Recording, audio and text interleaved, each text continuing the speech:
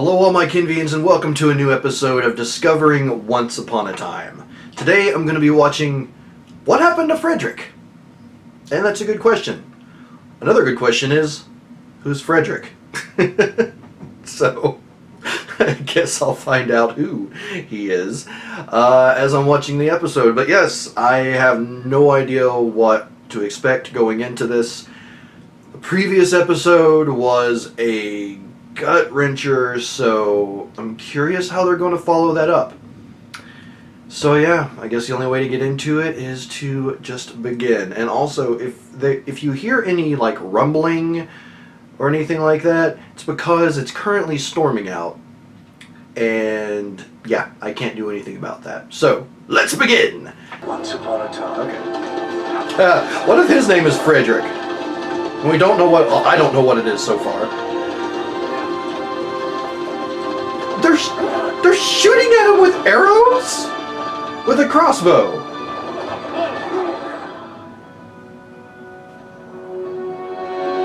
Oh, hello. Abigail? What are you doing here? I wanted to get my hands on you before your father ripped you to shreds. Then it's time to tell Kathryn. Yeah.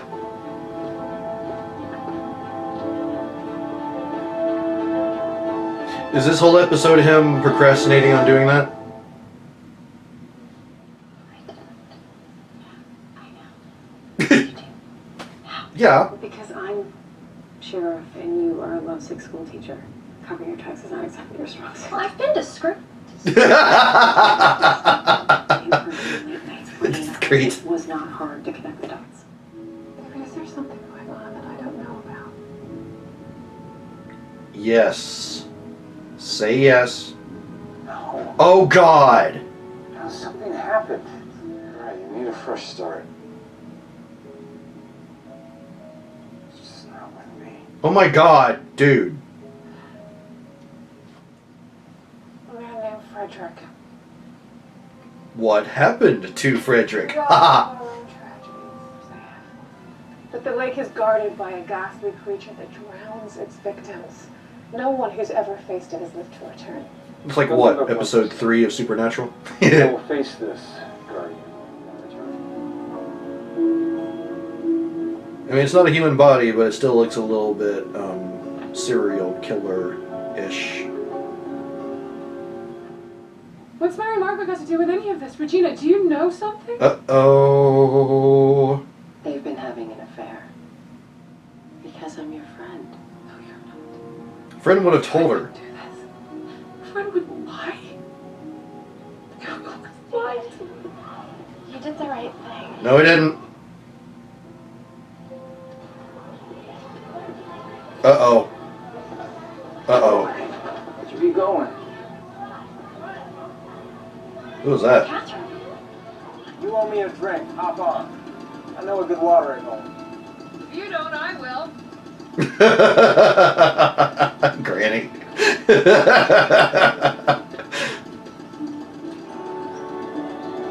A literal watering hole. Okay.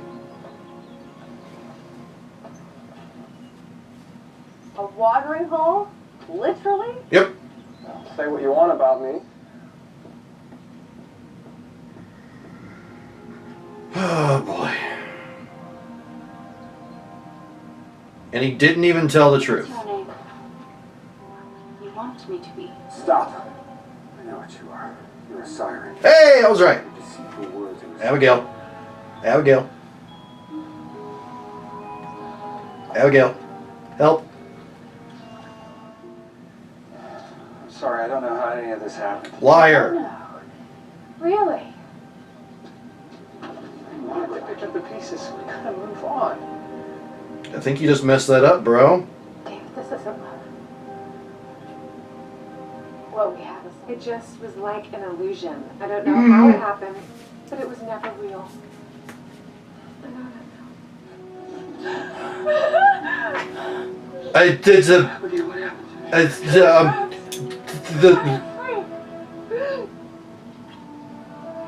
The guy at the school, who I thought was a student,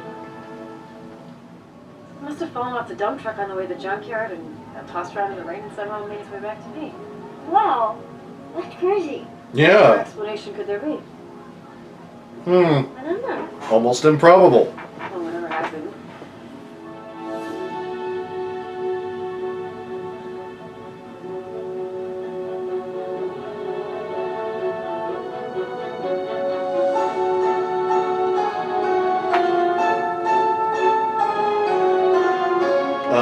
Regina, what did you do? Okay.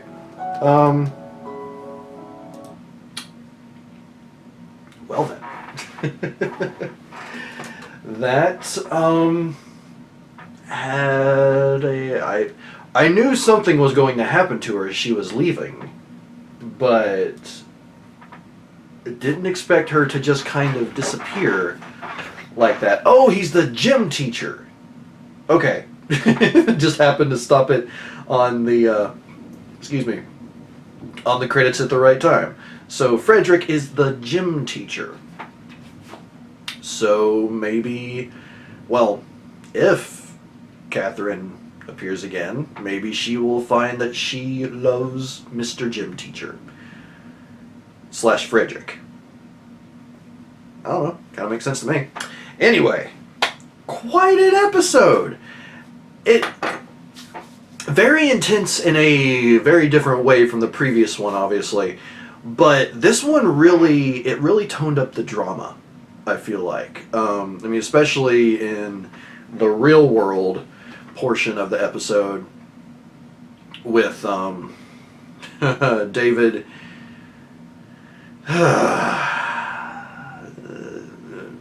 David. I don't even know how else to put it right now. I'm still really annoyed at him. And obviously, I mean, it's hard for me to sometimes make that disconnect because obviously it was written. It's not like, you know, the actor made that decision. But I just absolutely hate that he didn't just tell Kathryn.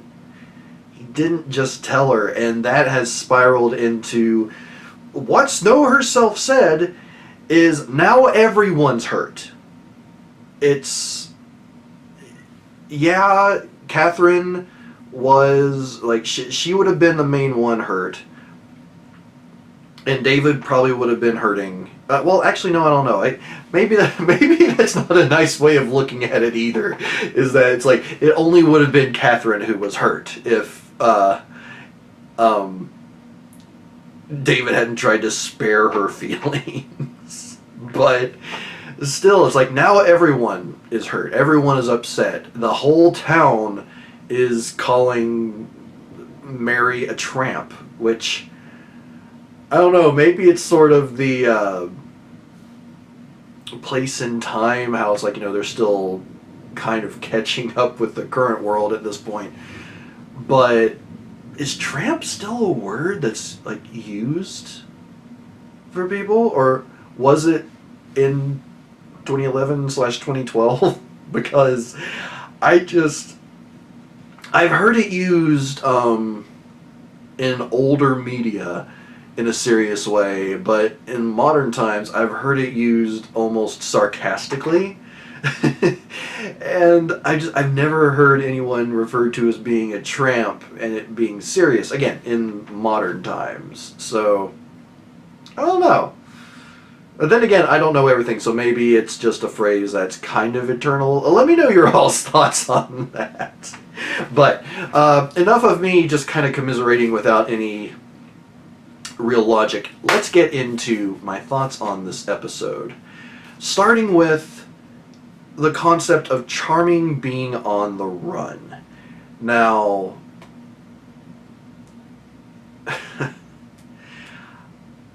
I still find it bizarre that King George, before he even knows that like the marriage is basically off.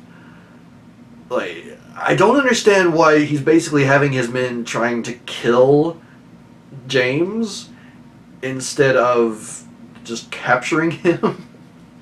it seems a little bit counterintuitive, although, as he said in, not the previous episode, but 7:15 a.m., he can write it off as James being a martyr of sorts, I guess. Maybe that's the logic behind it, but it just seems weird to jump from, it's like, if you don't tell him that you love him, I will kill him. And then, when James goes away, it's just like, oh, well, I guess I'm just going to kill him. So yeah, that's, would that be considered a favorite part? I'm sure this is going to annoy Meleena more, and I am intensely sorry, Meleena. But yeah, I guess that's one favorite / very interesting part of this episode is just the fact that Charming's on the run, and King George is, for some reason, trying to have him killed. Yeah. Oh, the next favorite part. Abigail. This episode is the first time where... Now, admittedly, she wasn't ever really on screen much. And all we ever really saw of her was her being snotty or just not a pleasant person. But this episode turned her around for me. It's like, she isn't just, that one-dimensional character, the princess that we love to hate, or I love to hate up until this point, basically. We learn more about her. We figured out that who her true love is. And, the fact that she was being forced to marry someone she didn't love is obviously a good indication of why she hasn't exactly been a very pleasant person up to this point, because she just ain't feeling it. Or what's that one movie name? She's just not that into you. Not that James wanted her to be. But yeah, so Abigail, pretty much everything about her in this episode. And actually, to go along with it, Kathryn too. Kathryn was... I've considered her a more likable character, since we've been seeing her in the real world, or the land without magic. But, this was the first time where it seemed like we truly got some personality from her. She wasn't just trying to get David to be with her. She had more scenes, so she was able to express herself more. And boy, did she express herself with 5 across the face for Mary. What the 5 fingers? Say the face, Mary! Slap! Didn't make a nice big slap noise, I apologize. Maybe Meleena can put in a slap sound effect. Nah, I won't have her do that. She probably put an emoji up right now, just... Anyway, yeah, so Abigail / Kathryn, really excellent part of this episode. Moving on from there, figuring out the guy's name, the mystery guy. And I was racking my brain trying to figure out where that name might come from, but I couldn't figure it out. But August Wayne Booth. And even still, I feel like that's supposed to have some sort of connotation that and hopefully it'll be revealed down the line, but what is that connotation? What is the significance of his name? August W. Booth, or August, what was it? I wrote it down. Where'd you go? Wayne Booth. Sorry. A very interesting character. I still am not completely convinced that he's not a little bit crazy. Considering what was he making copies of the book? Or was he repairing it somehow? I don't know exactly what happened. 'Cause I can't remember. He took the book, and maybe he just thought it was in such a state of disrepair that it needed fixing or cleaning, or maybe he added stuff. And curiously, I still want... still can't help but wonder, especially since he was, fixing the book, if he did add stuff, does that not confirm, unofficially confirm, that he is the person who made the book? I don't know. But yeah, AWB. August Wayne Booth. That's going to drive me crazy. And I'm not going to look it up on the wiki because I don't want to ruin it for myself, whatever the connotation may be. The name may not have any connotation or any actual significance whatsoever. I don't know. But it's really annoying me that I can't think of anything that might be from. So I'll stop concentrating on it now and continue with my thoughts. So moving on.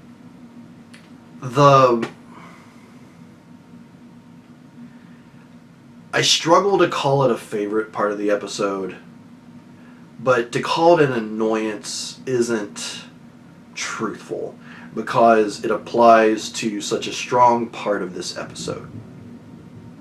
But David chickening out when it came to telling Kathryn. David lying to spare her feelings. And I think the reason why that bothers me so much is I've known people to do that who lie, or either they just don't reveal the whole truth or they lie to spare someone's feelings. And I mean, I'm not gonna lie, I can't think of anything off the top of my head, but I know I've been guilty of that. I'm sure at some point in the past.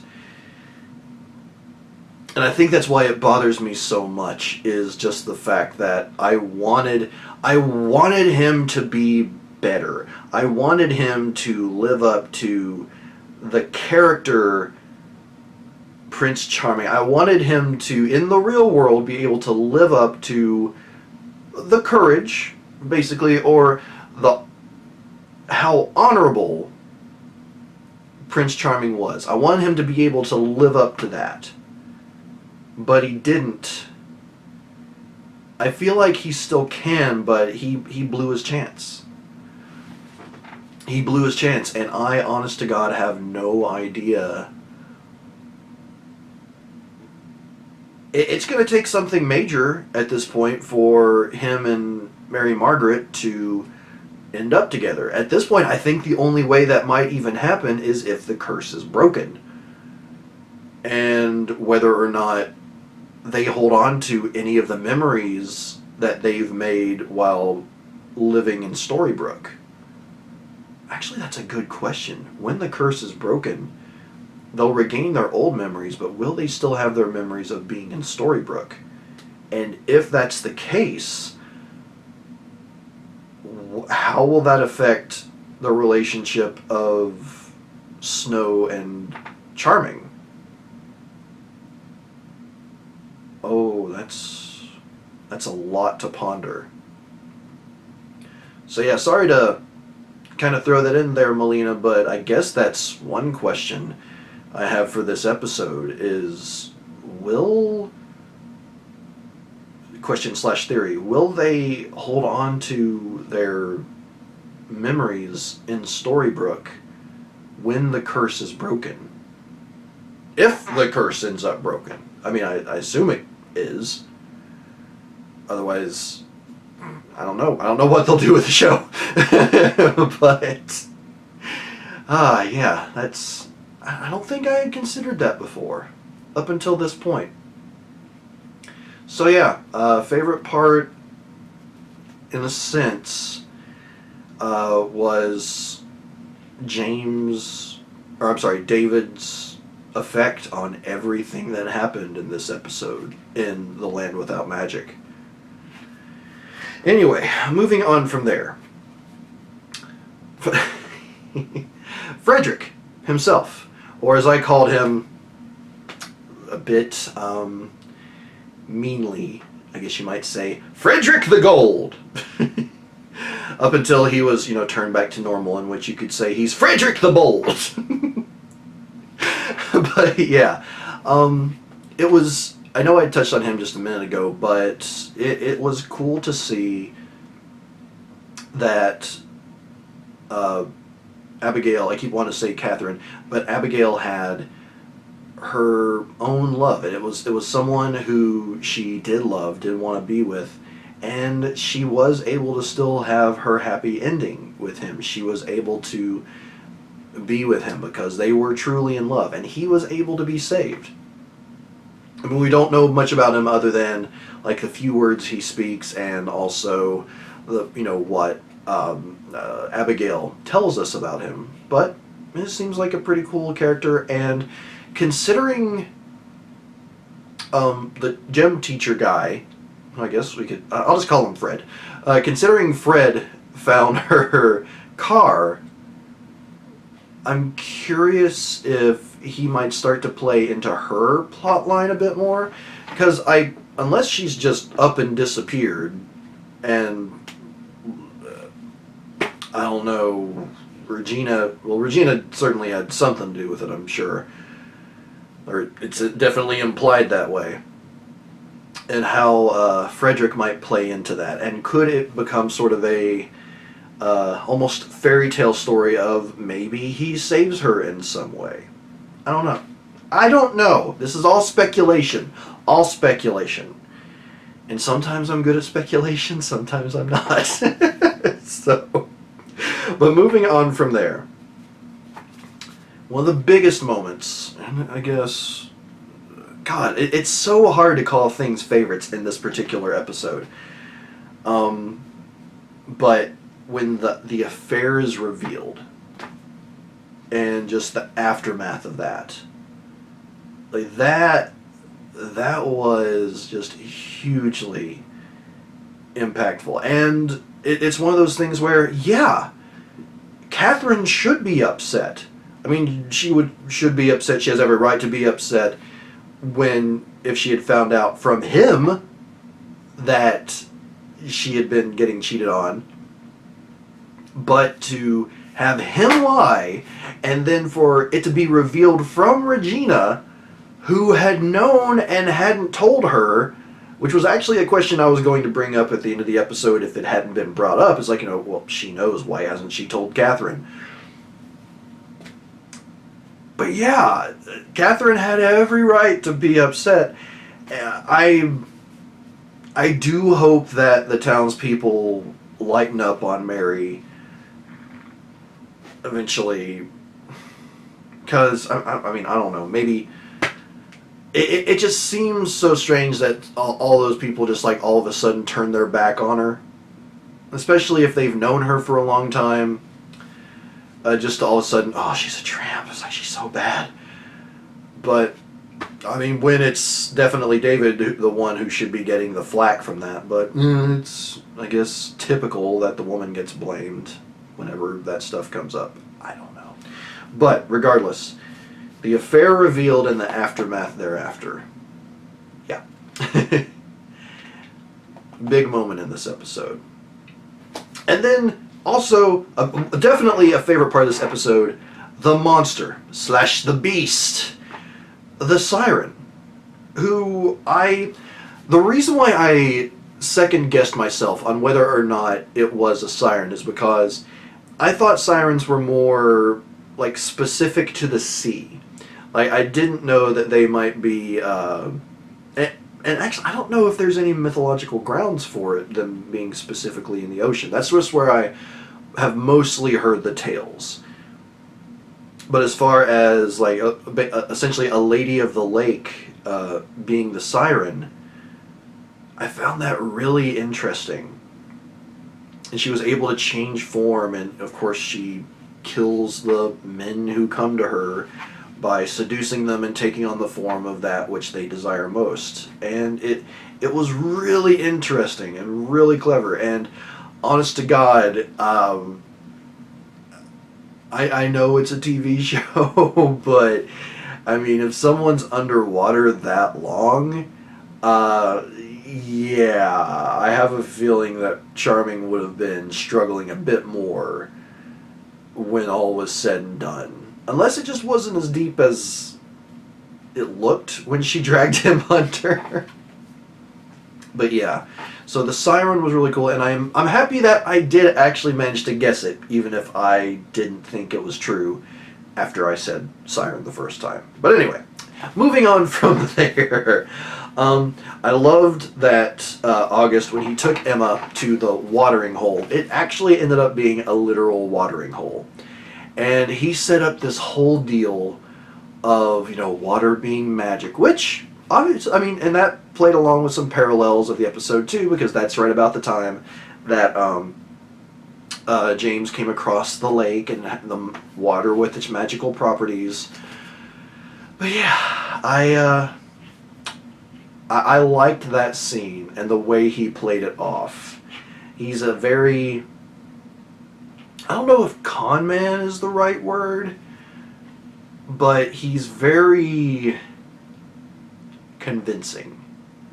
He's a very convincing person, and I'm interested to see how that's utilized in the upcoming episodes, especially if he's going to possibly start playing more of a role, or maybe he'll just be still a character that appears in like 3 or 4 scenes in an entire episode for the next little while. I don't know. Interested to find out more about him, but I don't know. And, well, of course, like the book coming back to Emma, with which, by magic almost. But yeah. My next favorite part was, this also plays into the fallout of the affair being revealed. But Kathryn, in a way, being able to come to a point where she sees through the illusion that was her marriage. And it's the fact that she uses that word, illusion, and that she never feels like she ever,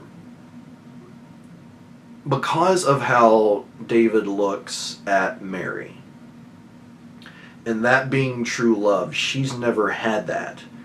She feels like she's never had true love, at least in her memories. And so just the idea, and that's what sets Regina on edge, clearly. It's like, other than the fact that she left a letter for David and Mary saying that they should be together. Because I guess that can potentially lead to breaking the curse somehow. I don't know. Annoyance with this episode, actually. And possibly the last few episodes. So, if it's such a big deal that Kathryn would leave that letter saying that Mary and David should be together, why wasn't Regina more upset by the fact that David and Mary were hooking up? Or did they actually hook up? I don't think that's ever actually revealed. But anyway, that they were spending time together. Why wasn't she more upset by that happening than just the letter? I don't know. That it seems like a bit of a plot hole there. And, well, not even a plot hole. It's like, I guess maybe there's some purpose to it. But if she's so worried about them getting together, then why wasn't she more worried by the fact that they were together? So yeah, that's a fairly big annoyance on my part. And again, you know, things may be revealed or explained further in an upcoming episode, I don't know. But just for me, that seems strange, shall we say. Yeah, that's a good way to put it. It's just strange. But moving on from there, from marriage being an illusion, finding out that the guy from school, the gym teacher, was Frederick. I wrote that down. I don't know why I'm mentioning it just now. Sorry, Meleena. Expect another little emoji somewhere around here. But my last favorite part is that we got that extended scene that we got at the end of 7:15 a.m. where, or no wait, was it 7:15 a.m. or, yeah, it was. Okay, yeah, it was, because it was at the end of that Snow White took the potion and forgot. Okay, right. Sorry, got confused. But that extended scene with James and Red, because I didn't know that I thought that had transpired before this episode. So the fact that we kind of had a in-between plot line, or just a very small amount, we sort of got the blanks filled between when the prince went after Snow originally, or he just left the castle, and when he saw Red. So yeah, that was basically the filler that we got here, and I'm curious how much more they're going to do that in the show. I mean, obviously, as they start filling in the plot, we're going to get a lot more stories that sort of fill in the blanks. I didn't expect one that kind of fell right before the end of another episode, though. So yeah, that's all my favorites. I did mention the one annoyance, and I guess one thing that I hope for, and I mentioned this already, but I do hope that Mary, people don't focus on Mary quite so much in regard to this whole tramp thing, because she's such a cute and sweet character. I just absolutely hate that. But yeah.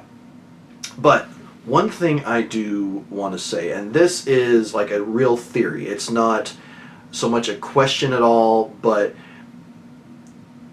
yeah, this is my personal theory.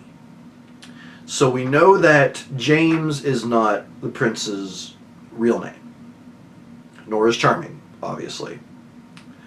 But his name, obviously, in the real world / the world without magic, is David.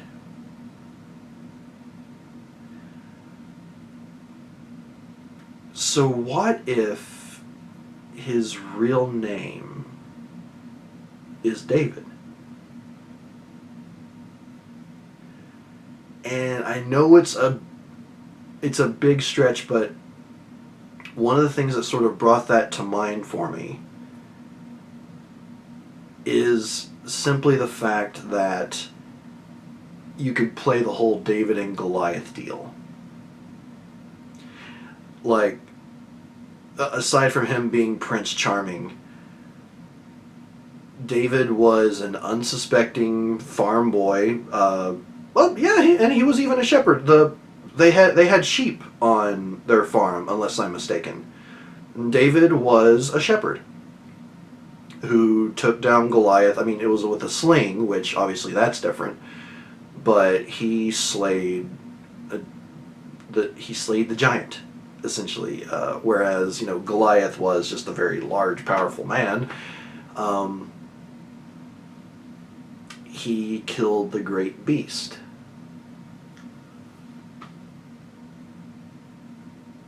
It's something that I've been kind of pondering over every now and then, but this is the first time where I feel like it might hold some merit, possibly.